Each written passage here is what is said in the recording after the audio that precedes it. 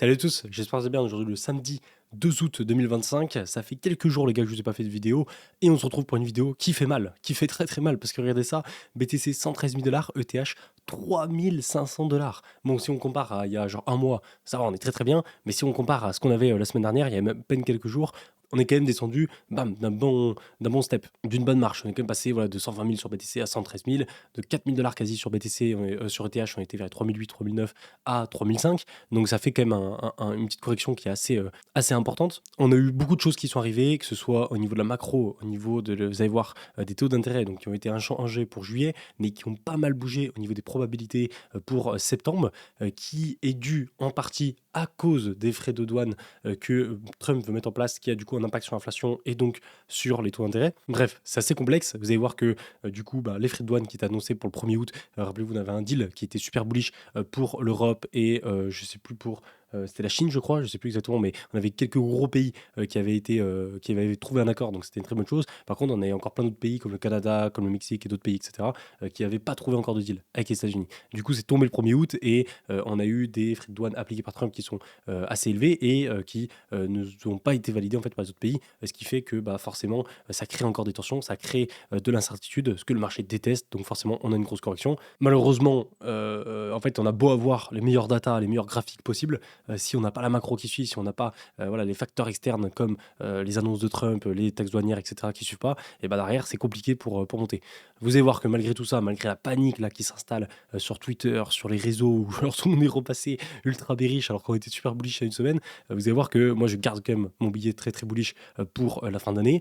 Bien sûr, entre-temps, forcément, il y a des phases de correction parce que ça peut pas que monter, ça peut pas que monter forcément durant tous les, tous les jours pendant plusieurs mois. Forcément, il y a des moments où on vient poser un peu le marché, on vient corriger par rapport aux news, puis ensuite après ça repart et c'est toujours des phases qui sont, comment pourrais-je dire, qui sont suranticipées parce qu'en fait le marché il est toujours, rappelez-vous, dans l'anticipation, d'essayer d'anticiper ce qui va se passer le plus loin possible, le plus longtemps possible. Et du coup, souvent, ça va faire des suranticipations, que ce soit la hausse ou la baisse. Et du coup, quand en fait, tu as une bonne news, quand tu as la possibilité d'avoir une bonne news dans le futur, le marché va vraiment la surpricer et va suranticiper ça en général, ce qui fait la grande phase haussière. Et puis derrière, dès que tu as une mauvaise news, dès que tu as un truc un peu moins bien qui arrive, et pareil, le marché va vraiment essayer d'anticiper le pire de ce qui pourrait arriver. Ce qui va faire que au final, on va pas mal rebaisser. Et au final, en fait, la vérité se trouve souvent entre les deux.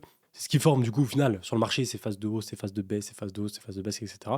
Mais vous allez voir que au niveau graphique, que ce soit en daily, bon, on a décroché quand même des points importants, mais vous allez voir qu'en weekly, on reste très très bon. Surtout sur les altcoins, vous allez voir, on a une petite dominance qui est un petit peu montée, mais on a des altcoins qui tiennent relativement bien par rapport à ce qu'on a connu voilà, les derniers mois, même les dernières années sur les alts. Et du coup, c'est hyper encourageant pour la suite, parce que c'est-à-dire que quand ça va repartir, on va avoir les alts qui vont être encore plus en bonne position. Et même si, bon, vous allez voir que c'est pas parfait au niveau de la structure qu'on forme sur certains alts, on avait des beaux W avec des pullbacks qu'on pouvait revenir tester, vous allez voir que sur Total 3, on reste quand même sur une structure qui reste relativement bullish, quoi. Et c'est pas cette correction qu'on a vécue là de quelques dizaines de pourcents qui va changer en fait cette structure-là.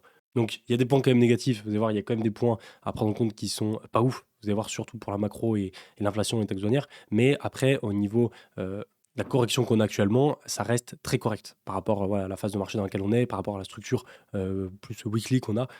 Grand dézoom. Moi, du coup, on peut aller voir ça ensemble. Vous voyez, on a eu donc rapide résumé du FOMC. Donc voilà, c'était pas non plus la grosse attente voilà, que tout le monde regardait. On a eu des taux inchangés, toujours à 4,25, 4,5%. Donc pas de taux qui changent, pas de taux qui baissent comme on aurait pu le prévoir. Parce que rappelez-vous, on avait une petite proba, alors on privilégiait plutôt les taux inchangés comme c'est passé, mais il y avait une petite proba que les taux baissent par rapport au fait que Trump mettait une grosse pression à Powell. Mais du coup, là, ça n'a pas forcément joué, en tout cas pour ces taux d'intérêt-là. Et vous voyez, Powell reste patient, deux votes pour une baisse, mais pas de signal clair pour l'instant pour septembre. Par contre, ce qu'on a eu, c'est que Trump a dit que Jérôme Powell était trop stupide, était trop politique pour être le président de la Réserve fédérale. Et en fait, je pense que ce qui se passe, c'est que Trump, il veut mettre en avant ses taxes douanières. Il sait que s'il pousse en fait ces taxes douanières qui ne sont pas forcément acceptées par les autres pays, et forcément les marchés vont pas aimer, donc ils vont baisser. Et lui en fait, Trump il veut à la fois des marchés qui montent pendant son mandat et à la fois imposer ses taxes et les choix qu'il veut pour son pays. Et en fait, tu peux pas avoir les 2 parce que forcément, se pousse d'un autre côté, bah, tu vas faire baisser les marchés et inversement. Et ce qui est ouf, c'est que Trump, en fait, il se dédouane toujours, j'ai l'impression, de sa faute à lui. Je l'ai jamais vu se dire, «Ah, c'est de ma faute, vas-y, je me remets en question, c'est sûrement de ma faute». Non, genre à chaque fois que c'est de sa faute, il va trouver quelqu'un d'autre pour lui filer l'erreur, quoi. Et là, c'est un peu ce qui se passe avec Powell, où en fait, il dit que, voilà, c'est pas à cause de Powell que les marchés baissent, mais il dit que, voilà, à cause de lui, l'économie se porte pas bien, que, les marchés peuvent pas monter et que s'il était pas stupide et il faisait, la bonne baisse des taux d'intérêt et ben les marchés se porteraient mieux. Sauf que forcément, si Powell il baisse pas les taux d'intérêt, c'est parce que aussi Trump, met, ses taxes douanières qui fait monter l'inflation. Donc c'est un peu le serpent qui se mord la queue. Bon et du coup, au niveau des taxes douanières, ça donnait quoi? Vous voyez, Canada, 25-35%, ça pique. Switzerland, les gars, Suisse, 40% quasi. Afrique du Sud, 30, 20% Taïwan, 20% Vietnam, 19, 19, 19, 19, 15, 15. Donc ça dépend forcément des pays, mais vous voyez que ça monte à 40% quand même. Pour la Suisse, c'est juste énorme. Et du coup, ce qui est fou, c'est que oui, je savais qu'il y avait ces tarifs douaniers qui allaient nous embêter, mais je pensais pas que ça allait être aussi bearish. Les pourcentages font mal. Maintenant, il faut voir comment la situation évolue sur le marché et surtout à des côtés des altcoins et vous allez voir que c'est pas si mal que ça. Mais c'est vrai que je vous avais parlé de ces tarifs douaniers là qui arrivent le 1er août. Je l'avais noté en plus dans mon planning que j'ai en rouge. En gros, j'avais mis tarif douanier Trump pour le 1er août. Et je sais pas pourquoi, j'ai peut-être pas assez prêté attention au fait que voilà, je me suis dit que l'Europe allait trouver un deal, que la Chine allait trouver un deal avec les US et du coup ça allait être bon. Mais en fait, c'est vrai qu'il restait quand même pas mal de pays qui étaient encore en attente par rapport à ce tarif douanier. Et voilà, on a eu des pourcentages qui étaient pas ouf. Par contre, pour contrebalancer ces news, bon, je sais pas si c'est vraiment bien, mais ouais, on a le secrétaire du Trésor, Bissen, qui déclare que les États-Unis sont rentrés dans l'âge d'or des crypto-monnaies. Donc c'est quand même très fort, hein. Je sais pas si vous vous rendez compte, les gars, il y a quelques années, jamais de la vie, le secrétaire du Trésor, ou même le gouvernement US aurait parlé de crypto. Là, ils disent qu'ils sont rentrés dans l'âge d'or des crypto-monnaies. C'est quand même assez fort. Et on a la SEC qui lance un projet crypto pour permettre aux transitions on-chain de tous les marchés. Le président de la SEC déclare également que la plupart des cryptos ne sont pas des securities. Les gars, c'est incroyable cette news-là. Mais voilà, la macro prend le dessus et malgré ça, on a quand même une baisse sur l'ensemble du marché qui est assez énervé, vous voyez. Alors, on reste là sur des actions, donc c'est pas le même que les cryptos, mais ouais, on a quand même enfin, la plupart, c'est du rouge, quoi. Moins 1, moins 2%, moins 8% pour Amazon, moins 3, moins 2 pour Apple. Donc, on a quand même un marché qui est bien baissé, vous voyez, qui est descendu de 1,1 trillion de dollars. C'est juste énorme en termes de volume. Mais après, pour les marchés, c'est pas non plus une baisse, c'est pas un crack, hein, c'est juste une petite correction qu'on a en daily, vous allez voir. Mais du coup, ça montre que voilà, même sur les cryptos, on a baissé. Et en réalité, ce qui prime sur le marché des cryptos, c'est la macro, c'est l'inflation, c'est le cadre économique actuel. Et c'est pas forcément les news qui correspondent qu'à la crypto, vous voyez. Parce qu'on a quand même eu des news très très bullish pour la crypto, hein. Franchement, le gouvernement qui dit qu'ils sont super bullish sur la crypto, qui rentre dans l'âge d'or, la SEC qui se met à se dire que tous les tokens sont des securities, sont pas des securities et qu'en plus ils mettent un cadre qui va pour les cryptos, c'est hyper bullish. Mais derrière, même si ouais, c'est super bullish de ce côté-là pour les cryptos, il suffit qu'on ait une macro, on ait une inflation, on a une baisse des taux qui n'est pas prévue, et voilà, ouais, les tarifs douaniers qui vont pas dans le sens de l'économie, bah hop, tout le monde en empathie, y compris les cryptos. Et on le voit, vous voyez, regardez, S&P, Nasdaq qui décrochent en daily, ouais, on le voit, le Nasdaq qui décroche, les S&P, alors l'inverse, c'est S&P et Nasdaq ouais, qui décrochent tous les deux, c'est pas dramatique, là les gars je suis en daily, si on dézoome un peu, bon, on est juste dans une correction d'une tendance haussière, donc il n'y a rien de grave. En plus de ça, bon, le petit truc un peu chiant, c'est qu'on a le dollar, vous voyez, qui remonte, qui nous fait un petit W et qui remonte. Bon, là aussi, je suis en délit. Après, en réalité, le dollar, il reste, vous allez voir, dans une tendance baissière à moyen long terme sur du weekly. Sur du weekly, en fait, on est dans un rebond d'une tendance baissière. Donc bon, ça reste OK. On est juste pour l'instant dans une correction d'une tendance haussière. Vous voyez, et sur le dollar, pareil, à l'inverse. Mais on n'est pas dans quelque chose d'un retournement, si vous voulez, de tendance qui fait qu'on part complètement en marché baissier. C'est pas du tout le cas pour l'instant. Mais bon, voilà, ce qu'il faut actuellement surveiller en premier, c'est qu'à part ces tarifs douaniers de Trump à court terme, ce qu'il faut vraiment surveiller, c'est l'impact de l'inflation provoquée par ces conneries. Si la baisse des taux prévue pour septembre saute à cause de ça, là oui, ce sera vraiment tendu. Et j'ai dit, mais pour l'instant, on reste dans les clous. Et en fait, j'avais pas vu, mais oui, regardez ça, on a un abonné qui nous a dit, salut Mathéo, concernant la baisse des taux de septembre, les probas ont bien bougé depuis le FOMC de mercredi. Maintenant, comme tu peux le voir, le marché anticipe à seulement 39% une baisse des taux contre 73% il y a un mois. C'est-à-dire qu'il y a un mois, 73% des probabilités étaient pour une baisse des taux d'intérêt pour septembre. Maintenant, c'est passé à seulement 39%. C'est-à-dire qu'on a plus de chances que on n'ait pas de baisse des taux d'intérêt pour septembre qu'on ait une baisse des taux d'intérêt. Donc ça sent vraiment pas bon parce que si on n'a pas de baisse des taux d'intérêt pour septembre, ça veut dire que le marché va pas s'assouplir et il va pas voilà, rajouter de la liquidité, enfin apporter de la liquidité pour relancer un peu les marchés. Et du coup, c'est pour ça qu'on a cette correction-ci parce que le marché anticipe voilà, le pire qu'il pourrait y avoir, donc pas de baisse des taux d'intérêt pour septembre. Mais encore une fois, ça peut changer, parce que vous voyez, on est seulement début août, donc on a encore genre un mois, 2 mois devant nous avant que les pourcentages changent et y avoir pas mal de choses qui vont se mettre en place, surtout dans plus de chances que ça arrive dans le bon sens. Ça veut dire que d'ici septembre, on a quand même plus de chances qu'il y ait des deals qui soient trouvés entre les pays et les US pour les tarifs douanières et que cette incertitude-là au niveau de ces taxes douanières soit enlevée. Et que du coup, c'est moins d'impact sur l'inflation et que donc la baisse des taux d'intérêt ait plus de chances de se faire. Donc à surveiller encore une fois, ouais, c'est pas marbré dans le marbre, non, c'est pas comme ça. C'est pas gravé dans le marbre, marbré dans le marbre. C'est pas gravé dans le marbre, ça peut encore évoluer. Bon, par contre, pour les altcoins, vous voyez ça, c'est intéressant parce que l'autre jour, je vous avais fait donc ce tweet et je vous en avais parlé en vidéo. Les deux scénarios du coup qu'il fallait privilégier au niveau des altcoins, c'était donc soit on allait chercher donc ouais, double creux, hop, on remonte, soit on va chercher le bas du pullback ici vers les 800 milliards pour ensuite remonter. Et c'est vrai que le pullback, ouais, la hausse avec le pullback vers 800 milliards, niveau graphique en weekly, c'est parfait. Vraiment, c'est parfait, parfait, c'est super beau. Par contre, c'est vrai que moi, c'est pas forcément ce que je privilégiais en premier, parce qu'en fait, je me disais qu'aller chercher pullback des 800 milliards, ce serait donner raison à la majorité, parce que déjà, là, les fundings sont très très bas, donc ça veut dire que descendre plus bas, ça veut dire donner raison aux shorters, et en plus de ça, ça laisserait rentrer énormément de gens sur ce pullback qui est juste parfait. Donc bon, c'est pas ce que je privilégiais, parce que je me disais que c'est pas ce que le marché ferait pour pas privilégier la masse, la majorité des gens, mais du coup, c'est plutôt ce qui a privilégié au final. Et ce qu'on avait vu ensemble sur la Bitcoin dominance, c'était de faire un rebond, vous voyez. Et je disais que du coup, donc pour le premier scénario, on fait un double creux, on fait un rebond qui s'arrête là et ensuite on descend. Et le deuxième scénario, on va chercher les 800 milliards. J'estimais qu'on pourrait faire un rebond plus haut, vous voyez, avec des altcoins du coup qui corrigent plus que BTC et un rebond qui va chercher 63%. Et en réalité, même si on avait un rebond qui allait vers les 63%, mais qui faisait pas un plus haut, on restait bon parce que ouais, on restait dans une dynamique de baisse au niveau de la Bitcoin dominance. Et en fait, de ce côté-là, vous allez voir que ça s'est plutôt bien passé parce que regardez, avec les graphiques à jour, donc du coup, on a bien validé le deuxième scénario de on va chercher le pullback des 800 milliards, donc c'est ce qu'on est en train de faire. Et le but, ouais, c'est de poser un bottom à ce niveau-là, vers les 800 milliards comme on est actuellement, voilà, de former éventuellement un double bottom, de former une structure haussière. Je ne pense pas qu'on va faire un V. On a vu dans ce genre de cas, on fait plus souvent voilà, une structure de retournement avec éventuellement un double creux pour ensuite remonter. Donc ça, de ce côté-là, ouais, ce deuxième scénario est validé.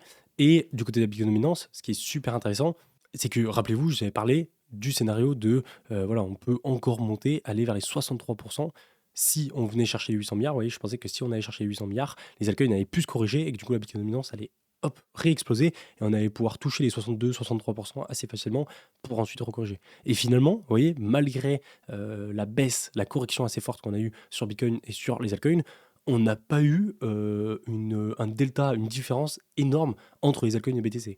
On a eu bien sûr des altcoins qui ont quand même plus corrigé que BTC, on le voit avec la dominance qui remonte, mais c'est pas significatif, c'est-à-dire que ça reste quand même assez léger. Et on n'a pas eu une explosion comme on aurait pu l'anticiper jusqu'à 63%.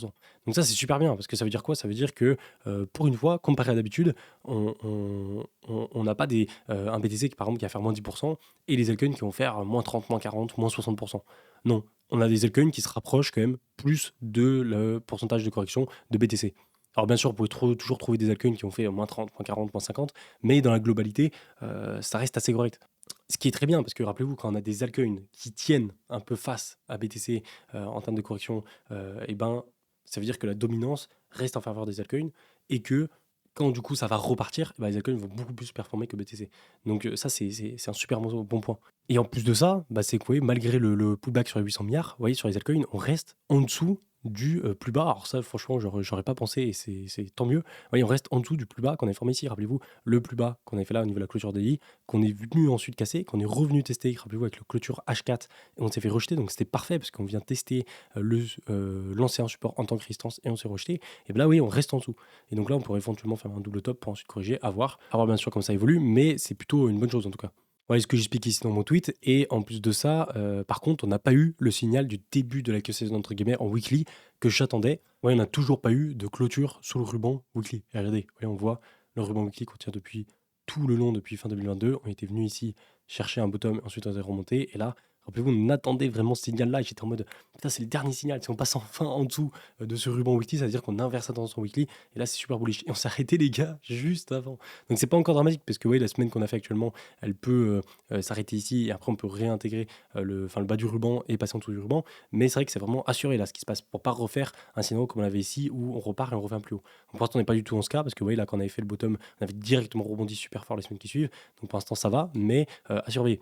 Et ouais, si on passe en daily sur Bitcoin Dominance, ouais, on reste encore une fois en dessous de ce niveau-là. Ouais, on est très loin des 66%. Donc même si on fait un rebond qui monte à 63 et ensuite on corrige, ça reste bon. Donc on a encore un peu de marge. Et Total 3, pareil, ouais, si on pose notre bottom ici, hop, on fait une structure de retournement pour ensuite remonter, c'est juste parfait. Et en weekly, vous voyez qu'on dézoome sur Total 3, on reste quand même sur une tendance qui reste relativement haussière. Genre là, on peut pas dire que c'est pas une structure de retournement, quoi. On voit clairement voilà, la phase de correction, le gros W qui se met en place, le gros double creux ici, et ensuite, vous voyez, on casse le niveau de break qu'on a là depuis quasi un an, depuis super longtemps, et vous voyez, on break bien la hausse. Et là, en fait, la semaine de baisse qu'on a fait ici, c'est juste le rattrapage de la hausse qu'on a fait ici.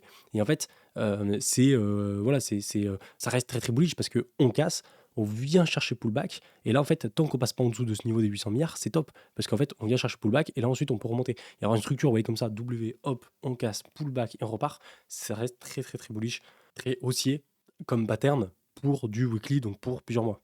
Après, comme d'hab, ça peut évoluer, donc c'est pour ça qu'il faut surveiller ces niveaux clés de ne pas passer en dessous, et qu'on n'aille pas voilà, gratter des plus bas ici, qu'on passe en dessous du W, parce que là, ce serait plus compliqué. Mais pour l'instant, on y va.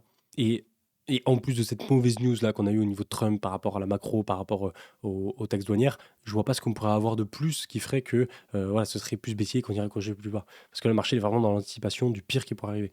Moi, du coup, dans la foulée, bah oui, j'avais 10 sur 14 de mes trades qui ont été hautes pour l'instant. Donc, vous pouvez voir que la correction, j'ai été full out. Donc, forcément, c'était pas prévu, mais je vous avais expliqué que mon plan, c'était de jouer donc cette baisse-là. Si on venait sur le pullback ici, ben, j'allais me faire sortir la plupart de mes trades. Donc, ce qui s'est passé, j'ai eu 14 de mes 14 trades que j'ai mis qui ont été sortis. Et derrière, le but, c'était de garder 2-3 recharges en plus pour poser une deuxième recharge sur le pullback, donc comme on est actuellement. Je pense pas le rentrer tout de suite, mais plutôt attendre qu'on forme une structure de retournement pour commencer à rentrer. Donc je sais pas quand ça arrivera, peut-être dans les prochains jours, prochaines semaines, de toute façon je vous tiendrai au courant. Et garder une troisième recharge au cas où si on décroche les 800 milliards, et là on va beaucoup plus bas. Mais pour l'instant, on n'y est pas. L'avantage d'avoir gardé ces recharges, c'est que du coup, rappelez-vous les trades que j'avais gagnés sur ETH quand ils étaient montés de 3000 à 3000, 3006, et ben cet argent-là, que du coup j'ai réinjecté sur ces trois recharges-là, ben, pour l'instant, j'en ai grillé qu'une. Donc sur les deux qui me restent, ça va, je reste quand même encore en positif. Donc bon, ça, je ne sais pas si c'est la maturité de l'expérience, mais je commence à moins me mettre en mode all-in et plus garder des recharges de côté. En réalité, ce qui sert toujours, surtout dans ce genre de phase où tu peux avoir des corrections de ce type-là. Et ouais, du coup, ouais, j'ai mis quelques screens sur Twitter, ouais, GRT, Liquidité, Hype, Link, Render. Il y avait quoi? Render, Soana, Shiba, Jup, Doge, Core, TAO. Il y en avait quelques autres, mais au total, ça faisait plus d'une dizaine de trades, ça faisait environ 14 trades, avec à peu près par position. Ça allait de 600 jusqu'à 1000 dollars en général. Donc, ce qui m'a fait quand même une belle petite liquidation sur ces trades-là, mais voilà, ça fait partie du plan, hein, comme j'ai expliqué. Et là, je me tiens prêt pour poser ma deuxième recharge et du coup profiter de la prochaine hausse. Et au final, même si voilà, je profite de la prochaine hausse après, en termes de gain à la fin, ce ne sera pas non plus une énorme différence. Parce qu'en fait, ce que j'ai expliqué dans la dernière vidéo, vous voyez, si on était venu faire un W ici, et là en fait, je ne m'étais pas fait liquider mes trades, on était repartis, bah là en fait, j'aurais pu prendre du coup tout cet argent-là. Mais en fait, là, le fait de me faire liquider et de rentrer plus bas à ce niveau-là, au final, vous voyez, le delta qu'il y a à avoir ici jusqu'à par exemple ici, et ben, ça va me faire gagner autant d'argent que si j'avais gardé mes trades d'ici à ici. Donc au final, bon, ça se voit un peu. Après, là où il ne faut pas que je foire, c'est l'entrée que je vais avoir sur le retournement de structure. Là, il faut bien que je le time, et ça, c'est pas encore fait. Donc voilà, pour tout ça, je voulais passer quand même sur les fundings, parce que les fundings, rappelez-vous les gars, ah mais qu'est-ce que c'est que ce bordel? On avait des fundings qui étaient ultra bas, qui n'étaient pas du tout en faveur des shorters, mais on est quand même allé à la baisse. Alors, on ne peut pas dire que les shorters, il y a eu pas mal de shorters qui ont été gagnants, mais il n'y a pas la majorité des shorters qui ont gagné. Parce qu'il y avait quand même, enfin, il n'y a pas la majorité des gens qui ont gagné, parce qu'il y avait quand même plus de longs que de shorts. C'est-à-dire que tant que les fundings restent positifs, c'est-à-dire qu'il y a quand même plus de gens qui long que de gens qui shortent sur le marché. Donc, de ce point de vue-là, si on prend la neutralité un peu du nombre de shorts et du nombre de longs, tant qu'on reste en positif, c'est quand même plus intéressant pour le marché de aller sortir les longs parce qu'ils sont plus nombreux. Mais après ça, il faut cumuler avec plusieurs choses. Alors déjà, à un moment, rappelez-vous, on avait des fundings négatifs. On avait Ethereum qui était passé en négatif. Pareil pour les autres altcoins. Mais ça avait duré quelques heures, pas plus. Et ce qui est fou, c'est que, vous voyez, au final, bah, les fundings, ils étaient à peu près à ce niveau, la dernière fois qu'on les a regardés. Et là, on a une chute de bam, moins 10%, et on est sur les mêmes fundings. Les fundings, ils n'ont pas bougé. Parce qu'en fait, on avait tellement peu de longues positionnées que même en baissant, bah, en fait, ça a pas non plus, sorti énormément de longues parce que, on n'en avait pas énormément qui étaient positionnés. Donc, c'était plus le marché, en fait, il est pas allé à la baisse, il est pas allé corriger pour aller sortir les longues, pour aller sortir, la surchauffe, l'euphorie qu'on avait du marché. Non, il est baissé juste parce que on avait une conséquence externe, un facteur externe qu'on ne peut pas vraiment contrôler, des taxes douanières de Trump. Et on le voit très bien au niveau des funding rates, de la plupart des altcoins. Vous voyez, regardez les derniers jours, on était dans le vert. Donc, ça veut dire qu'on avait des fundings qui étaient relativement bas, à 0,01%, donc à 10%, vous voyez ici, et qui du coup, c'était plutôt une zone éventuellement de bottom, parce qu'en fait, on n'avait pas du tout de surchauffe sur les altcoins, et on avait clairement de la marge pour pouvoir remonter, parce que voilà, on n'avait pas de FOMO, pas de long qui était posé. Et en fait, la baisse qu'on a fait, vous voyez, souvent quand on a une baisse comme ça, c'est profonde, paf, de moins 20, je sais pas, moins 20, moins 15, moins 30% sur les altcoins, et ben souvent, on passe du orange au vert, mais violemment, vous voyez qu'on l'a vu fait ici, orange-vert d'un coup. On peut le voir aussi fin 2024 quand on a eu la correction, où ouais, on était full orange, grosse correction, et bam, on a tout qui a été liquidé, et tout est passé dans le vert d'un coup. Mais là, du coup, vu qu'on avait déjà très peu de positions sur les altcoins, bah, au fait, au final, ouais, les altcoins, ils n'ont pas bougé. C'est-à-dire qu'on était à 0, on était à 10% sur la plupart des altcoins, on est resté à 10%. C'est un petit peu baissé, oui, un petit peu de bleu qui est apparu, mais ça reste très très léger comparé à ce qu'on avait ici. Donc ça veut dire qu'on n'avait pas beaucoup de positions sur les altcoins, et la baisse qui a été ajoutée n'a pas fait une razzia de liquidation sur les altcoins et sur les longues qu'il peut avoir sur le marché. Parce que voilà, c'était pas une correction, encore une fois, d'euphorie de marché, mais c'était une correction externe due aux news de Trump. Et ce qui est encore plus dommage, c'est que rappelez-vous la liquidation heatmap, c'est-à-dire qu'est-ce qu'on avait au niveau des liquidations? On avait beaucoup plus de liquidations à aller chercher au-dessus de nos têtes. On avait beaucoup plus de liquidations. Alors je sais pas du coup si elles sont toujours, parce qu'en fait, ce qui a dû se passer, c'est que les shorts, ils prennent leur profit. Mais ouais, c'est toujours le cas. Regardez vers les 120 000, ouais, ils sont énormes. Mais en fait, là, en baissant, tu as de plus en plus de coups de shorters qui ont mis leur position ici, des shorts, et qui du coup, ils voient que ça baisse, bah, ils récupèrent leur position, ils TP leur position, ce qui fait que ça enlève des liquidations ici. Mais au global, vous voyez, on a quand même beaucoup plus de liquidations au-dessus de nous. Et oui, c'est quand même assez fou. Ce genre de graphe, franchement, on le voit pas souvent. Où tu as énormément de liquidations au-dessus de ta tête, avec très peu en dessous, et on va quand même chercher la baisse. Ça, c'est fou quand même. C'est-à-dire que le marché, il a quand même privilégié à aller chercher les liquidations de longue, alors qu'au-dessus de nous, on avait tellement plus de shorts à sortir. Vous voyez, juste là, mais regardez, juste le marché, il montait ici, on avait des milliards de dollars à sortir. Et en fait, au lieu de privilégier de sortir la masse, eh ben, il a plutôt privilégié de sortir le peu de longue qu'il y avait à la baisse. Mais bon, voilà, c'est pas ce qu'il a privilégié au final. C'est juste la conséquence directe des taxes douanières, voilà, qu'on pouvait pas forcément anticiper. Donc bref, c'est pour ça que les datas que je vous montre, ouais, les fundings, les liquidations, les murs de vente, etc., tout ça, c'est hyper intéressant et c'est vraiment en général ce que le marché va le plus utiliser pour ces phases de hausse et de baisse.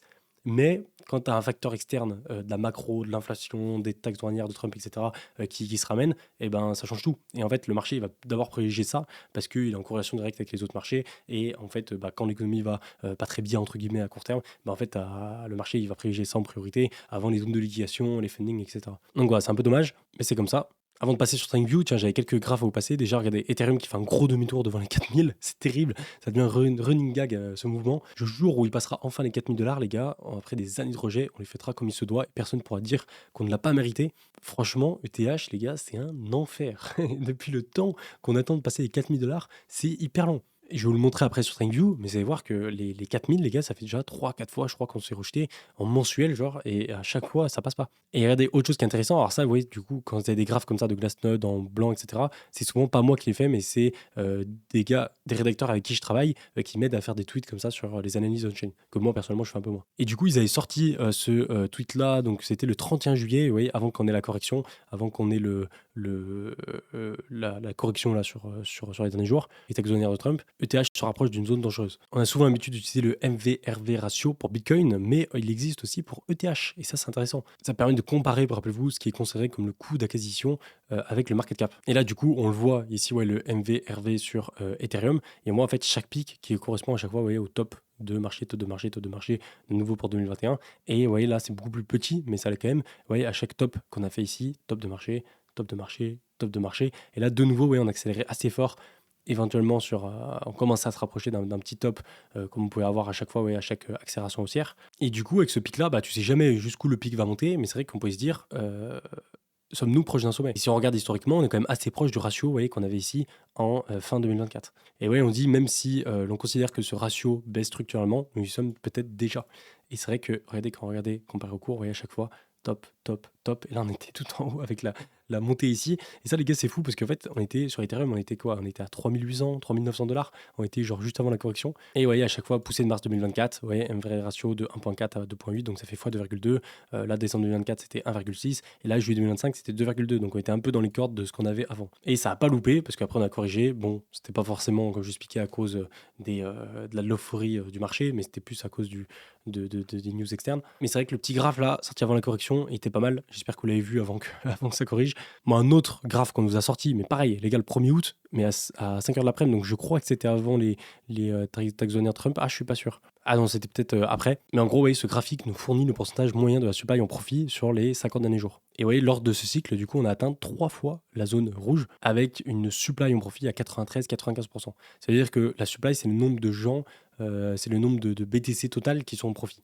Et en fait, à chaque fois que on dépasse les 95%, ça veut dire que plus de 95% des BTC sont en profit. Bah souvent, on est sur des tops parce que quand tout le monde gagne, bah forcément, on commence à corriger. Vous voyez, on le voit à chaque fois qu'on est dans la phase rouge, on vient corriger. Pareil en 2021. Et là, vous voyez, on s'en a été rapproché pas mal et on avait corrigé. Là, on était rentré dedans fin 2024 et on avait corrigé d'un coup. Et là, vous voyez, de nouveau, on vient de rentrer dedans. Du coup, là, on commence à corriger. Le truc qui est toujours compliqué, c'est que, vous voyez, comme 2017, bah, en fait, tu peux rentrer dedans, corriger, re-rentrer, corriger, etc. Puis tu sais jamais où va le top. Et là, vous voyez, regardez, le top, il était là, le top, il est là, puis là, il est un peu plus haut. Mais ça se trouve, là, on va corriger du coup bien plus bas, on se prend une grosse correction, et après, on va remonter, ou alors on va aller chercher plus haut. C'est toujours compliqué d'essayer de doser, mais en général, c'est vrai que quand on est dans le rouge, on est plutôt dans une zone un peu de, pas de surchauffe au BTC, mais c'est vrai qu'on est dans une zone où tout le monde gagne, donc il faut faire attention. Et le dernier indicateur, qui lui, par contre, pas bearish, c'est le P-cycle indicator. Rappelez-vous, cet indicateur de folie. Alors, je sais pas si il marche toujours si bien, parce qu'en fait, moi, je le regardais beaucoup en 2021. Il avait très très bien marché, mais je l'avais quand même pas écouté. C'est fou ça, mais vous voyez, en 2013, en fait, à chaque fois, c'est croisement de monnaie mobile. Vous voyez, il croise ici, top. Il croise ici, top. Et en fait, tu regardes niveau TradingView, il croise au jour près, mais c'est une dinguerie. C'est-à-dire que là, en 2017, au jour près, il a trouvé le top du marché. Pareil en 2021, vous voyez, quasi à 2-3 jours près, il a trouvé le top du marché là de mai 2021. C'est fou. Et à chaque fois, il le fait aussi à la baisse. Et en 2021, quand il a croisé, les gars, on était genre à 60 000 sur BTC. Et moi, j'étais dans le déni. J'étais en mode, c'est pas possible. Il se trompe, l'indicateur. On peut pas avoir un top de bull run maintenant. Ça me paraissait, mais inconcevable. Et en fait, il avait bien raison. Alors après, il y a eu un deuxième top, mais on était pas loin des prix de top. Et du coup, cette fois-ci, je m'étais dit, bah, quand le PSIC indicateur il va croiser, quoi qu'il se passe au niveau du prix, où est-ce qu'on en est dans le cycle, je le vendrai. Parce que je me suis déjà fait avoir une fois ici, j'ai pas envie de me refaire avoir. Mais c'est vrai que là, en fait, il s'est tellement écarté avec la correction que vous voyez, là, actuellement, on est sur un écart qui est aussi gros que ce qu'on avait ici, ou par exemple ici. Donc ça veut dire que le BTC doit vraiment accélérer fort à la hausse pour qu'il commence à croiser. Et je pense, ça c'est mon avis, c'est bien sûr, si je vois qu'il croise, je vendrai, mais je pense qu'il croisera jamais. Parce que cet indicateur, il n'est pas voilà, infaillible, et c'est pas parce qu'il a trouvé le top de marché de tous les tops précédents depuis le début, depuis 2011, que ça va forcément se reproduire après. Et quand je vois l'écart qu'il y a ici, bah, je me dis qu'il faudrait que le BTC il fasse une accélération qui monte, je sais pas, à 200, 250 000 pour qu'il commence à croiser. Donc à voir, mais voilà, personnellement, je vais pas attendre qu'il croise pour commencer à vendre aussi de ce côté-là. Bon, allez, on passe sur les marchés, regardez ça, BTC. Bon, c'est pas la folie. Rappelez-vous, on avait des chasses au stop. On parlait éventuellement d'aller faire une chasse au stop loss ici pour ensuite, boum, remonter. Mais là, on a vraiment décroché. C'est-à-dire que là, en daily, il n'y a plus de doute. Ouais, on le voit clairement au niveau de la break qu'on a fait. C'est assez dommage parce qu'en fait, dans une tendance haussière comme ça, il fallait plutôt privilégier un break à la hausse. Mais du coup, là, c'est pas ce qui s'est passé. Encore une fois, forcément, avec les taxes douanières, bah, ça peut que aller mal quand tu as une news comme ça externe qui tombe. Et c'est compliqué en fait de l'anticiper dans ce genre de pattern de range. Bon, ce qui est intéressant par contre, c'est que du coup, vous voyez le gap CME qu'on avait à 114 000, que je pensais qu'on n'avait pas comblé, bah finalement on l'a largement comblé. En plus de ça, regardez, au niveau du ruban, on est pile dedans, vous voyez, de nouveau, on revient dedans. Et ça va être intéressant ce ruban parce que, alors il n'est pas parfait, parce que vous voyez, des fois, là on était venu s'appuyer dedans, là on était passé juste en dessous pour aller sortir les stop loss, et ensuite on était remonté.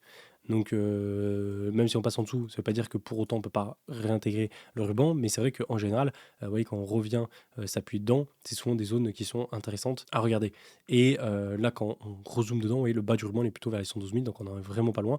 Ce qui est pour moi après essentiel à regarder en daily, c'est vraiment de nouveau, vous voyez, les niveaux, les anciens niveaux en fait qu'on casse, vous voyez, à chaque fois. C'est-à-dire que là, par exemple, vous voyez, on rentrait là-dedans, et là, le fait de casser ce niveau qu'on avait ici, bah, c'était voilà, le début de la fin, parce qu'en fait, on arrivait à faire un plus bas ici, du coup, on inversait la tendance qu'on avait ici en daily. Donc là, on avait baissé beaucoup plus. Et là, inversement, ouais, le niveau qu'on a ici, donc vers les 100, 111 000, 110 000, qui est l'ancien plus haut, est très important, parce qu'en fait, c'est un niveau, aussi, on reste dans une dynamique, vous voyez, haussière de marché. Si on passe en dessous, on commence à casser la dynamique, vous voyez, daily qu'on avait haussière, et là, on commence à aller chercher beaucoup plus bas. Après, encore une fois, il faut dézoomer, vous voyez? Et là, on peut se dire qu'on pourra avoir éventuellement, si on regarde à chaque fois les chronologies en fait de top de marché, sur 4 ans, souvent les, tops de marché, ils arrivent entre, allez, pour prendre large, en général octobre jusqu'à à peu près, décembre. Ouais, pour prendre large jusqu'à, allez, fin décembre. Donc ouais, dans cette zone-là. Donc même en fait, si on vient à corriger un peu profond, vous voyez, faire un truc comme ça, après si on réaccélère fort et vous voyez, on monte par exemple de cette façon et on fait un truc comme ça, vous voyez, on est largement bon. Ouais, un graphique par exemple comme ça, on sera largement bon au niveau de la chronologie, même si on fait une baisse avant de cette façon. Et ça ne nous empêche pas d'aller chercher par exemple 140 000, 150 000. Donc on n'est pas non plus hyper pressé en mode ah c'est bientôt la fin du bull run, faut qu'on se dépêche. Mais il faut pas non plus qu'on commence à latériser comme on l'a fait ici, à faire un range qui dure des mois, des mois, des mois, et qu'en octobre on se retrouve au même point quoi. Donc voilà, on est un peu sur un entre-deux, ce qui est quand même après assez intéressant là sur BTC. Alors ça fait longtemps qu'on n'a pas vu les volumes profile, rappelez-vous par la baisse, qui sont vraiment assez pertinents, un peu les zones d'accumulation de volume qu'on a horizontalement pour voir voilà, les zones qui sont plus défendues. On voit que bah, la zone qu'on a ici entre les 110 000 et 100 000, c'est une zone qui est relativement été travaillée parce qu'en fait on a travaillé tout le long ici et tout le long ici. Donc là on a une zone de volume, oui, on le voit avec les volumes qui ressortent ici, qui sont vraiment importants. Donc en fait venir éventuellement ouais, pullback sur les volumes qui sont ici pour ensuite remonter, c'est plutôt ce qui a privilégié je pense pour cette correction-là. Moi perso, c'est vrai que même si bon, on a ces stocks de nerfs qui sont tombés et qui sont pas ouf parce que ça risque d'avoir un impact sur l'inflation et ensuite derrière sur les taux d'intérêt, je reste quand même plutôt bullish pour la fin d'année. Parce que on reste quand même dans les timings de la season, pas la season, mais de la fin de bull run, mais aussi la season. On reste sur la des altcoins qui sont quand même assez forts. On a un BTC qui reste quand même, qui garde quand même sa tendance haussière là sur du weekly mensuel. En plus de ça, ce qui est cool, c'est que rappelez-vous quand on prend le graphique weekly sur BTC, on avait à chaque fois ouais, cherché les bottoms ici. Bah oui, au niveau du RSI, on commençait à pas mal surchauffer vers 70. Donc là, on a le temps de corriger pour ensuite remonter tranquille. Pareil sur la MACD, vous voyez, on a encore un peu de marge avant d'arriver sur les plus hauts qu'on avait ici. Et au niveau graphique, ouais, le rebond, il est jusqu'aux 100 000. Donc là aussi, on a de la marge. Et quand on dézoome et on prend juste le weekly comme ça, oui, en réalité, c'est pas du tout dramatique. Ça veut dire que, là, vous voyez, par exemple, ce niveau-là, c'était pas dramatique. Quand on a cassé ce niveau-là, là, c'était dramatique. Oui, c'est la différence un peu qu'il faut avoir. Pareil ici, par exemple, vous voyez, ce niveau-là qui était là, c'était pas dramatique. Dès qu'on a commencé à casser ici, ouais, là, c'était plus long, c'était un peu plus chiant. Donc là, pour l'instant, vous voyez, la bougie qu'on a ici, en vrai, c'est pas grand-chose. Et même si, vous voyez, on reste au-dessus de ces niveaux et on reste et on fait un range comme ça, ça reste pas dramatique et ça reste très correct pour se relancer dès qu'on aura des news un peu mieux sur macro. Derrière, par contre, c'est vrai que si on commence à casser, à venir ici, à aller plus bas, bah là, ça risque d'être plus long et là, plus chiant. Mais pour l'instant, on n'est pas dans ce cas. Et là, en fait, le marché il est vraiment en train d'anticiper le pire qu'il puisse avoir. Donc, c'est-à-dire pas de baisse des taux d'intérêt pour septembre. Et il suffit que ça se réinverse par rapport au fait que les deals entre les pays au niveau des taux douanières soient trouvés, qu'il y ait des accords qui soient trouvés, bah, ça va se détendre. On va avoir moins d'incertitudes sur les marchés et surtout, on aura peut-être moins d'impact sur l'inflation qui fera que la Fed gardera sa probabilité de baisser les taux d'intérêt. Et donc, le marché va réanticiper à la hausse et ça va remonter.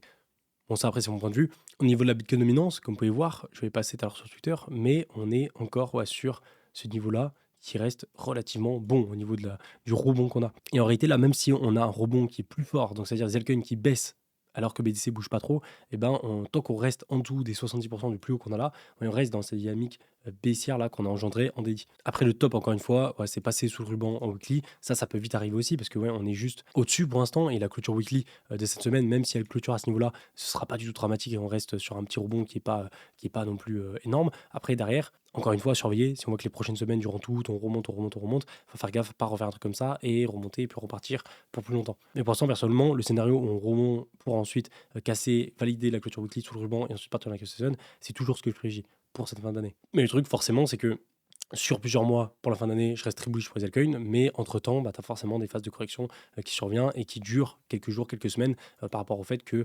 la tendance qui s'inverse est sur plusieurs mois. Donc forcément, c'est pas tout le temps aussi pour les alts. Et sur le Total 3, regardez, je vous montrais aussi tout à l'heure sur Twitter, mais c'est encore très très propre. Vous voyez, en weekly, franchement, c'est pas du tout baissier, parce qu'on n'a pas un retournement de tendance baissière en weekly. Vous voyez, on reste quand même sur un joli W avec le break, le pullback ici, et derrière éventuellement le rebond. Et tant qu'on garde ce niveau-là au-dessus, c'est-à-dire que tant que la clôture weekly vient pas s'installer complètement en dessous, on passe pas dans quelque chose de bearish ou quelque chose de plutôt de neutralité avec une sorte de range de cette façon, mais on garde cette dynamique haussière qu'on a en weekly. Donc ça, je pense, c'est bien important quand même à avoir en tête.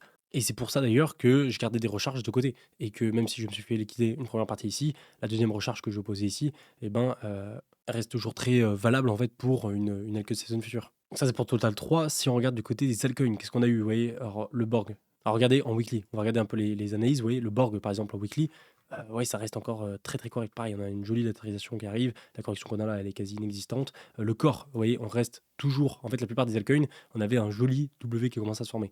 Donc là, que la correction, ça dépend. C'est au cas par cas, mais la plupart, ils gardent encore ce double creux. Vous voyez, là, même si corps il corrige et vient par exemple comme ça, on garde quand même ce truc de double creux avec cette structure haussière.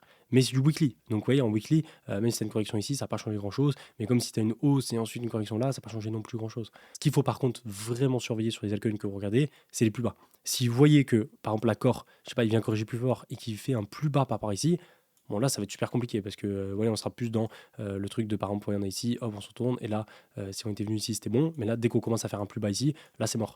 Donc vraiment, les plus bas par rapport à leur bottom ici, ça, c'est le plus important à surveiller. Par exemple, pour regarder d'autres qu'on regardait, qu'est-ce qu'on a? Le Dogecoin. Oui, le Dogecoin, alors c'est dommage parce que oui, le Dogecoin, par exemple, on avait une structure qui était juste parfaite en weekly avec, vous voyez, la cassure ici, le pullback qui aurait pu se faire là et qui était juste parfait. Franchement, quand tu as une structure comme ça, hop, tu casses, tu breaks, tu pullback et tu remontes, tu peux pas avoir mieux comme structure. C'est juste parfait. Malheureusement, derrière, avec la clôture weekly qu'on va voir cette semaine, ça risque de pas passer. Mais si on enlève tout et on se remet comme ça, la structure reste quand même bullish dans son ensemble, voyons weekly. Et tant qu'on ne vient pas chercher un plus bas à ce niveau-là, voyez, même si on fait ça, ça reste quand même bullish. Ouais, on reste sur une sorte de triple bottom, je sais pas si ça se dit, mais sur une sorte de range pour ensuite casser, donc c'est bon. Après, derrière, si on fait un plus bas à ce niveau-là, là, ce sera mort. Et là, on part dans une tendance beaucoup plus baissière. Je sais pas si ce sera un bear market, mais en tout cas, ce sera pas le like season qu'on attend. Mais pour l'instant, on n'y est pas, vous voyez. Pareil pour, je sais pas, ouais, le PP, c'est la même chose. Le Shiba, ouais, un peu plus compliqué, mais on est toujours dans cette structure-là, ouais, au-dessus des plus bas. AKT, même chose. Le AMP, c'est la même chose. Quelque chose d'autre à terre, ouais, pareil. BGB, ouais, c'est pareil. Même BGB, il est encore très propre. Et d'ailleurs, BGB, c'est l'un des rares où j'ai encore ma position. Et j'ai mon stop loss qui est vraiment pas loin. Il va peut-être se faire prendre, ouais, il est ici. Mais ouais, si jamais il vient corriger et revenir à ce niveau-là, ça peut être de nouveau une position à prendre ici qui peut être intéressante. Ensuite, on avait quoi? Ouais, GRT. Alors, c'est dommage parce qu'en fait, on avait pas mal d'alcoins comme GRT, ouais, qui arrivaient sur leur break W et qui, du coup, se sont fait rejeter. Donc, c'est pas le top, c'est vrai. Mais encore une fois, vous voyez, la structure reste, alors, pas forcément haussière tant qu'on n'a pas eu le break, mais reste pas baissière en fait tant qu'on n'a pas fait de plus bas à ce niveau-là. Donc, GRT, ça c'est bon. Le JUP, ouais, c'est pareil. Le Link, un peu comme le Dogecoin. Dommage, parce que là, pareil, on avait un pullback sur W qui était juste parfait. Donc là, voilà, la clôture daily de dimanche soir, de ce soir, enfin de demain soir. Mais pareil, même s'il clôture ici en dessous, c'est pas dramatique. Tant qu'il fait pas de plus bas, on est toujours bon. Ensuite, on avait quoi? On avait le pump. Alors lui, il a bien baissé. Lui, il s'est carrément fait éclater parce que je crois qu'il était beaucoup trop pricé par rapport à son listing. Le pit, alors lui, il est plus compliqué. Ouais, par exemple, le pit, en weekly, il n'a pas la structure parfaite que les autres avaient avec vraiment le gros double creux. Mais peut-être que du coup, il va pouvoir le former ici, à voir. On a Render, oui, qui est toujours bon, pareil. TAO, or TAO un peu plus complexe parce que lui, pareil, il n'a pas la structure en W que la plupart des autres ont, mais ouais, il reste quand même sur une dynamique qui n'est pas baissière. Un weekly, le VET, même chose, et XRP pour la fin. Ouais, lui, pareil, la clôture de dimanche pourrait faire en sorte qu'on fait un pullback sur ce niveau-là, mais après, même s'il passe en dessous, tant qu'il ne fait pas de plus bas par rapport à ce niveau, on reste bon. Donc bon, dans l'ensemble, qu'est-ce qu'on peut en conclure? On a des belles corrections quand même en daily, mais en weekly, on reste quand même sur des niveaux de break, de structure qui sont un peu moins bullish de ce qu'on avait parce qu'on était vraiment sur des breaks et des petits pullbacks pour ensuite bam réexploser. Mais dans l'ensemble, quand on dézoome, on garde quand même cette dynamique de retournement de structure là avec les W conformes que de faire des plus bas et de repartir sur les tendances baissières. Donc pour moi, ça reste bon sur les plusieurs mois sur les mois qui vont suivre. Après, c'est vrai que même si à court terme ça se gâte un peu, sur les mois qui suivent, ça reste bon. Et bien sûr, le dernier qu'on n'a pas vu, ETH, le plus important, vous voyez, bam, la grosse bougie rouge.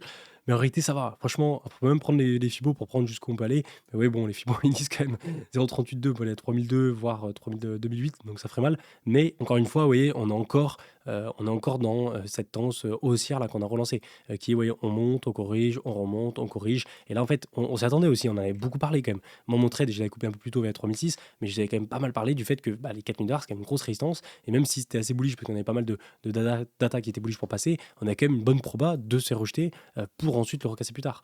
Donc il y a rien de... Voilà, on peut pas non plus être en mode oh, c'est la fin du monde, regardez, on est en train de tout rattraper à la baisse, alors que regardez les bougies qu'on a imprimées les dernières semaines. Donc ça va. Mais il faut quand même surveiller, parce que vous voyez, ça se trouve, on est dans le même cas que ce qu'on a eu ici, on est grave monté. Là, on était ici, on était en mode bon, vas-y, c'est pas dramatique, là, on peut très bien remonter et plus remonter. alors qu'en fait, on a rebondi pour replonger. Et c'est là où ça va faire différence. C'est-à-dire que là, quand vous voyez, on chute, on peut rechuter encore pendant quelques semaines. Après, quand on va rebondir, c'est de ce rebond-là qui va être super important, de savoir si on réintègre pour ensuite repartir, ou alors si on commence à se rejeter. Et si là, on se rejeter, on fait un plus bas ici, là, pour être sûr que voilà, on va aller dégringoler, aller chercher beaucoup plus bas. Et là, par contre, on change de paradigme au niveau de la tendance haussière qu'on a relancée là en weekly. Mais pour l'instant, on n'y est pas. Et sur ETH BTC, regardez en daily, tiens, c'est intéressant. Vous voyez, on a commencé à faire un plus bas ici en 4 heures, ouais, quand on était venu tester, puis après on était remonté. Donc là, on peut le prolonger ici. Et à mon avis, on peut avoir un petit range qui peut se créer ici, vous voyez, le temps que ça corrige. C'est-à-dire que là, on peut former un range comme ça en 4 heures, vous voyez, qui peut se prolonger pendant pas mal de temps pour former du coup la base haute qu'on a ici et ensuite le recasser. Exactement comme on avait fait en fait ici au final. Vous voyez, on est formé ce range-là en 4 heures et même en daily pour ensuite casser. Donc ça peut être plutôt propre. Et vous voyez, de nouveau, si sur Ethereum BTC, ça reste très propre. C'est-à-dire le fait de faire un plus haut, on range, on fait un plus haut, on re-range, on refait un plus haut, ça reste bon. Donc pas de problème de ce côté-là. On peut du coup poser un petit hop, niveau de range à ce niveau-là et à surveiller parce que forcément, ça risque d'évoluer avec le temps.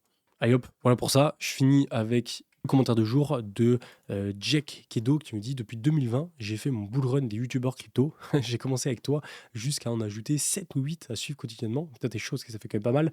Pour aujourd'hui, je ne regarde que toi car tu es le seul qui ne nous gaffe pas avec des pubs sponsors, etc. Et le seul à être honnête et transparent. Respect, merci bro. Respect bro, t'as dit. Alors merci pour ton commentaire. Bon, ça me met, les gars, faut pas trop me dire les commentaires comme ça parce qu'après mon ego, il va prendre un coup et je vais jamais redescendre. Mais ouais, ça fait plaisir. Je pense que tu faisais référence du coup au commentaire du jour de la dernière fois, enfin de la dernière vidéo. Bon, je sais pas si je suis peut-être le meilleur au niveau des, des sponsors, etc. Je pense que plutôt c'est des phases en fait, où tu te cherches, où tu sais pas qu'est-ce qui est le plus viable, qu'est-ce qui est le mieux pour ta commune, ce qui est le mieux pour toi, et du coup tu testes des choses, tu vois que des moments bah, ça marche pas trop, c'est pas forcément ce qui est le mieux, puis ensuite tu reviens sur ça, tu essaies d'en faire moins, etc. Moi je vous donne par exemple mon trajet par rapport à ça. Vous voyez, en 2020, quand je me suis lancé sur le réseau, je faisais zéro sponsor. Alors c'est même pas parce que je voulais pas faire de sponsor, mais c'est parce que je savais même pas que je pouvais en faire. C'est-à-dire que j'ai fait genre plus de 200 vidéos, ou pendant 200 vidéos, je faisais ça pour le kiff, où je partageais mes analyses, mais je savais même pas que je pouvais faire de l'affiliation, je savais même pas que je pouvais faire des sponsors, je savais même pas que ça existait en fait. J'avais pas conscience que je pouvais gagner de l'argent avec les analyses que je faisais sur les réseaux. Mais après, c'était une autre époque, hein. Franchement, 2019-2020, c'était une autre époque où c'était pas du tout développé. Les sponsors, ça n'existait même pas vraiment encore et il n'y avait pas de projet qui sponsorisait des influx. L'affiliation, c'était au tout début et tu n'avais pas toute cette communauté crypto que tu avais aujourd'hui, quoi, sur les réseaux. Du coup, j'ai fait toute cette traversée de 2020 sans sponsor. Et ensuite, 2021 est arrivé. Et là, du coup, j'ai eu plus d'opportunités qui sont arrivées. Donc, j'ai commencé à faire un peu d'affiliation. Donc, sur voilà, Binance, Bybit, sur des trucs assez classiques. J'ai fait du Ledger, des choses comme ça. Et ensuite, petit à petit, j'ai eu des sponsors de projets qui sont arrivés. Et après, j'en ai fait de plus en plus. Et je pense que là où j'ai pas géré, c'est qu'en 2022, j'en ai un peu trop fait. Parce qu'en fait, je me disais, vas-y, on est toujours en bull run. Les ICO sur lesquels que je vous parlais, je rentrais sur chacune d'entre elles, j'y croyais, etc. Et du coup, je faisais de plus en plus de projets en me disant que c'était les bons investissements, que ça allait marcher. Et je pense que là, j'en ai un peu trop fait. Je suis un peu trop allé dans les sponsors en 2022. Et ensuite, du coup, en 2023, j'ai énormément calmé parce qu'en fait, je me suis dit, moi, c'est pas ce qui va le mieux, que ce soit pour moi ou même la commu. Avec du recul, là, sur 2022, c'était pas le mieux. Et du coup, au final, en 2023, j'en ai quasi pas fait, quoi. J'ai peut-être fait quelques-unes, mais pas beaucoup. Parce que voilà, je voulais pas refaire ce que j'avais fait en 2022, ce qui allait pas. Et ensuite, fin 2023, j'ai commencé un petit peu à en refaire. Et en fait, après, j'ai trouvé mon juste milieu où là, par exemple, des sponsors, bon, ça fait longtemps que je n'ai pas fait, mais j'en fais peut-être une fois tous les 6 mois, un truc comme ça, je sais pas, peut-être une fois tous les 4 mois, des sponsors de projet, ça dépend. Mais j'en fais assez rarement, en fait, j'en fais uniquement quand, par exemple, c'est Artrade, sur lesquels, par exemple, c'est des projets où, je sais pas, où je suis déjà positionné, je sais pas, par exemple, Vent vient de me parler, ou Link, vous voyez. Ouais, ce genre de projet où j'ai déjà des bagues, où je connais déjà très bien le projet, dans lequel je suis déjà investi depuis plusieurs années. Et je sais qu'il y a peu de risques. Là, je vais éventuellement vous faire une sponsor. Mais du coup, ça arrive pas souvent. Ça arrive peut-être une fois tous les 4-5 mois. Et par contre, ensuite, après, en 2024, vous voyez, ce que j'ai commencé à plus faire, c'est mettre en avant les private sales. Et là, je me suis dit, mais putain, mais les private sales, c'est incroyable. Parce qu'en fait, j'investis dans un projet que du coup, je partage. Donc, en fait, enfin, que je vous parle. Mais en toute transparence, je vous dis que je suis pas payé par le projet. Juste, je suis investisseur en tour privé sur le projet. Et du coup, je trouvais ça super parce qu'en fait, moi, j'investissais dans un projet dans lequel je croyais et je vous en parlais, ce qui me permettait de te rentrer en tour privé.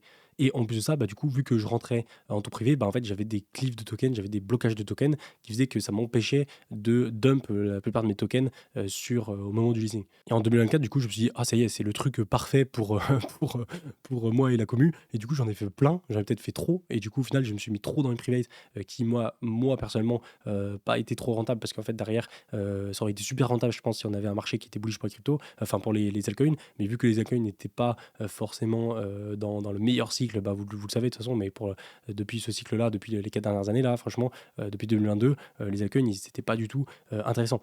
Parce qu'ils n'étaient pas dans une phase économique qui était intéressante pour acheter les altcoins. Les risk-on comme les altcoins n'étaient pas privilégiés dans cette phase-là de marché.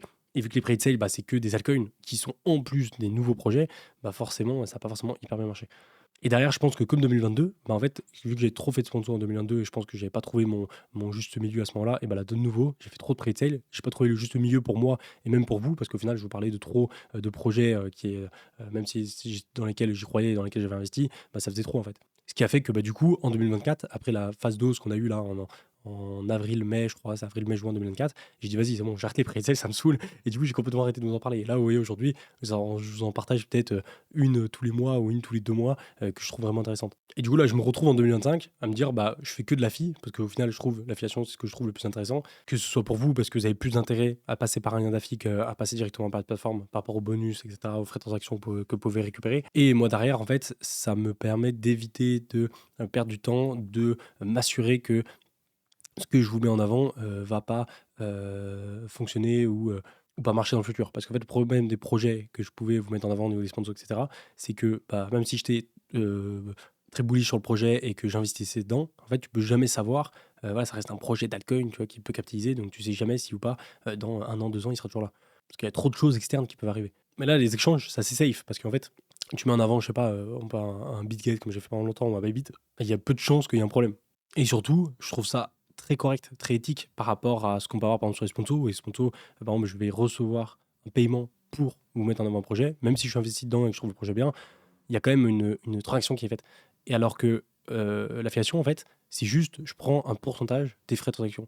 Donc en fait, si vous voulez pas trader, bah, vous tradez pas. Si vous voulez trader, vous tradez. Et en fait, moi, je récupère juste un pourcentage de ça. Donc je trouve qu'il y a rien de plus éthique. Et qui me feront bien pour moi et pour vous, en fait. Après, derrière, le problème, du coup, maintenant, des plateformes, ce qui est chiant, du coup, avec l'AMF et la régulation française, enfin européenne, alors c'est l'AMF, donc je crois que c'est français, et ben, c'est qu'ils brident, ils régulent pas mal de plateformes.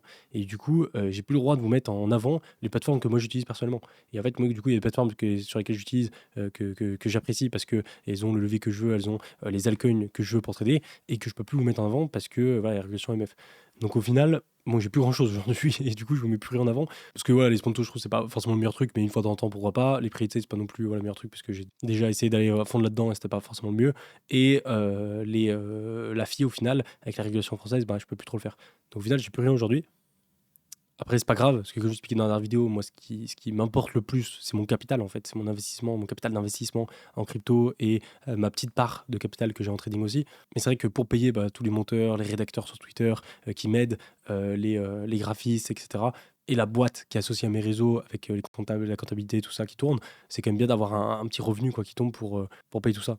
Du coup, je sais pas trop quoi faire. Peut-être vous parler plus maintenant des plateformes régulées françaises, comme la dernière fois que je l'ai fait avec Bybit Europe en tuto. Mais bon, c'est pas le mieux parce que personnellement, c'est même pas des plateformes que je vais vraiment utiliser parce que c'est pas là où je vais retrouver ce qui me convient le plus en termes de fonctionnalité. Ou alors peut-être utiliser Dex, peut-être commencer à utiliser des Dex comme YDX ou Hyper Liquid. À voir, ça peut être pas mal. De toute façon, comme d'hab, je tiendrai au courant de ce que je fais.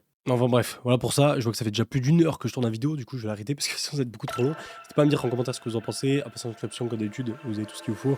Je vous laisse là-dessus pour aujourd'hui et moi je vous dis à plus.